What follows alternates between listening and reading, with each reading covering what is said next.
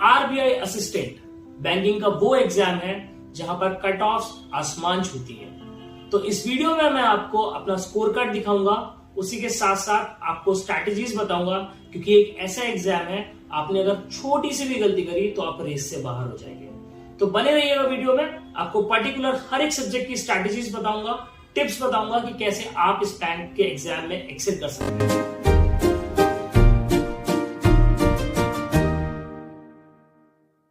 Hey guys, welcome back to my YouTube channel. आज मैं आप सभी को अपने आरबीआई असिस्टेंट के प्री का स्कोर कार्ड दिखाने वाला हूं और ये वीडियो जितने नए एस्पिरेंट्स हैं उनके लिए है, ताकि वो अपनी स्ट्रैटेजीज बना सकें, वो मोटिवेट रह सकें। एंड अलोंग विद दिस मैं आपको बताऊंगा कि क्या गलतियां आपको नहीं करनी चाहिए ताकि आपका स्कोर कार्ड भी अच्छा रहे, कहां कहां पे आपको एक्सेल करना है, क्या स्किप करना है, किसको आगे बढ़ के अटेम्प्ट करना है, उन सब के बारे में हम डिस्कस करेंगे। तो चलो शुरू करते हैं। तो ये रहा मेरा score card. State applied Rajasthan है मेरा। मार्क्स की बात करें तो स्टार्ट करते हैं हम इंग्लिश से। इंग्लिश में इन जनरल मेरे लिए कुछ आपके लिए शायद नया होगा, बट मेरे लिए रेगुलर चीज है।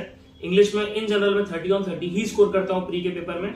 मैंने इससे पहले आईबीपीएस में भी स्कोर किया क्लर्क में, लेकिन ऑफिसर में पीओ में मतलब इतना आसान नहीं हो पाता है। साथ ही साथ क्वांट्स की बात करें तो आई स्कोर 33.75 आउट ऑफ 35। एक क्वेश्चन गलत हो गया था मेरा, and same goes with reasoning as well. Total marks आपके सामने है। एंड देखिए, पेपर का लेवल की अगर हम उस समय बात करें तो इजी टू मॉडरेट था, लेकिन आरबीआई असिस्टेंट में गेम डिफिकल्टी का नहीं है, स्पीड और एक्यूरेसी का होता है। मैंने ओवरऑल अटेम्प्ट्स 100 on 100 किए थे। मेरा स्कोर आपके सामने है, एंड इसका मतलब मेरी एक्यूरेसी जो थी वो जितने मैंने अटेम्प्ट्स किए, जितने मेरे मार्क्स आए और जितना टोटल एग्जाम था उतनी मेरी एक्यूरेसी थी। तो आपको देख रहे हैं एक्यूरेसी भी मेरी कम नहीं रही है।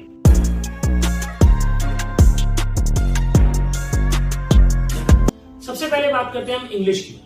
तो इंग्लिश आईबीपीएस पीओ के लेवल से तो कम ही आती है, स्टोरी बेस्ड आरसी आता है। आपके रीडिंग कॉम्प्रिहेंशन जितने रहेंगे वो सब स्टोरी बेस्ड रहेंगे, तो इजी पड़ता है। इजी कब पड़ता है? जब आपकी रीडिंग स्किल्स होती है।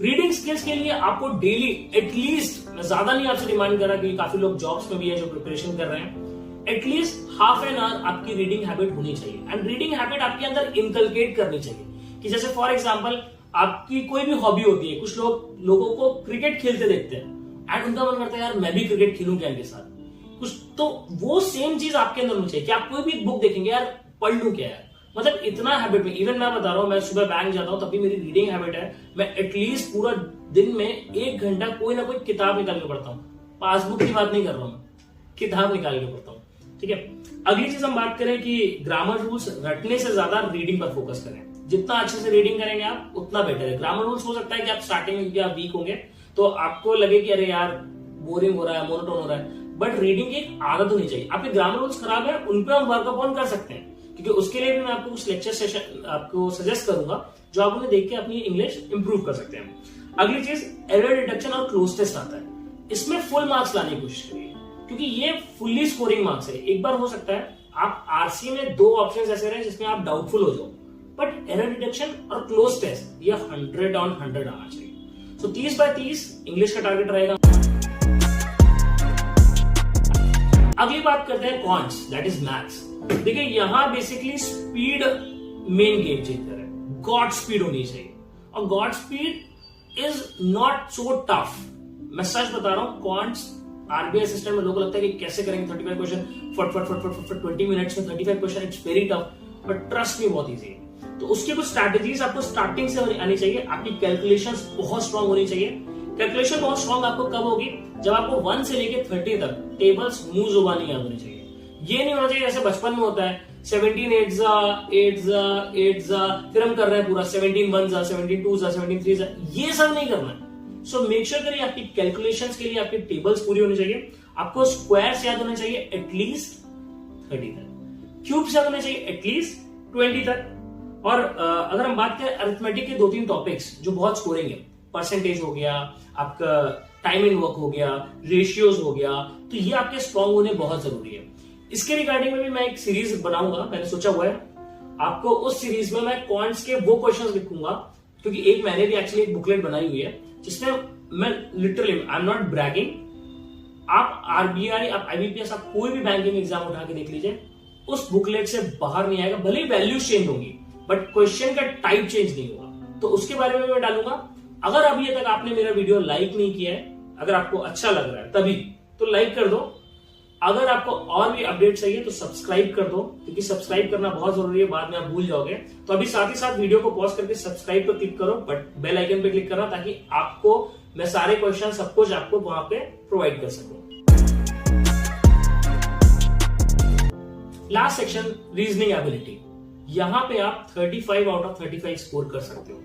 मेरे जरूर 33.75 है, बट 35 आउट ऑफ 35 आप आराम से कर सकते हो। यहां पजल्स इजी आती हैं, बट एक ट्रिक है बस, अगर आप किसी भी पजल में अटक गए तो time will be your biggest enemy.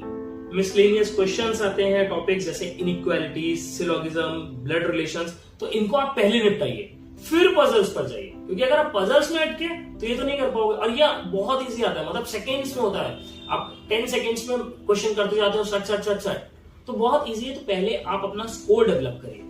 तो ये मेन चीज है जो आपको रीजनिंग में ध्यान देनी है। एंड अगर आपको रीजनिंग की अपनी एबिलिटी को स्ट्रॉन्ग करना है तो मैं कहूंगा कि डेली आप एक टाइमर लगाइए और दिन की 5 पजल सॉल्व करिए, सिर्फ 5 दिन की पजल सॉल्व चाहिए। तो अभी तक हमने टाइम के हिसाब से अगर हम बात करें, इंग्लिश की बात करी थी हमने, इंग्लिश में आपको आधा घंटा रीडिंग चाहिए, उसके साथ साथ 1 घंटे का प्रैक्टिस, 1.5 घंटे का वो हो गया। मैं वीडियो डाल दूंगा, तो उस वीडियो को आपको देखना। वो वीडियो आप अगर आप उसको देखोगे, उसके बाद प्रैक्टिस करोगे, तो मेरे हिसाब से मान के चलिए कि अगर आपने 2 महीने में उसको प्रैक्टिस कर लिया, 1 घंटा डेली का, 1 घंटा डेली के हिसाब से भी आपने अगर प्रैक्टिस कर लिया तो आपके 2.5 घंटे ही हो गए। उसके साथ 5 पजल लगा ली टाइमर से तो 2 घंटे और हो गए, मतलब 4.5 घंटे में आप 2 महीना प्रैक्टिस करो। आई गारंटी हो आरबीआई असिस्टेंट आपका निकलेगा, 110% आई कैन गारंटी हो आरबीआई असिस्टेंट आपका निकलेगा।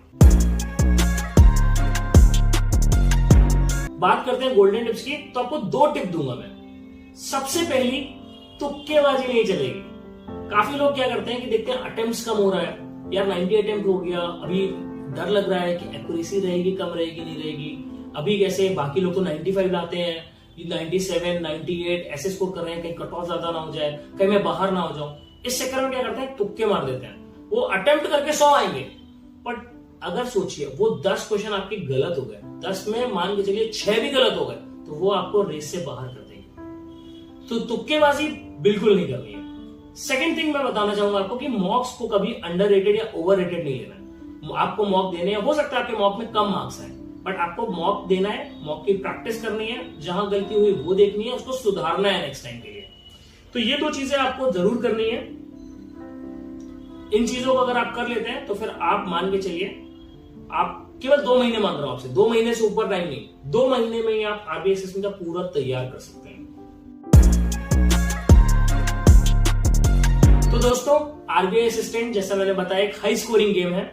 यहां पर मैटर सिर्फ आपकी एक्यूरेसी नहीं करती, बल्कि आपकी स्पीड भी करती है। तो अगर आपको कोई स्पेशल वीडियो चाहिए या फिर कोई स्पेशल टॉपिक हो जिस पर आपको कंटेंट चाहिए, आपको चाहते हैं कि मैं अच्छे से एक्सप्लेन आउट करूं, तो प्लीज इस कमेंट सेक्शन में लिखिएगा। वीडियो पसंद आया तो प्लीज लाइक करिए एंड यार सब्सक्राइब करो भाई, सब्सक्राइबर्स बहुत कम है। वीडियो को सब्सक्राइब करिए, बेल आइकन प्रेस करिए एंड शेयर कर सको अपने बैंकिंग फ्रेंड्स के साथ जितना जितना हो सके।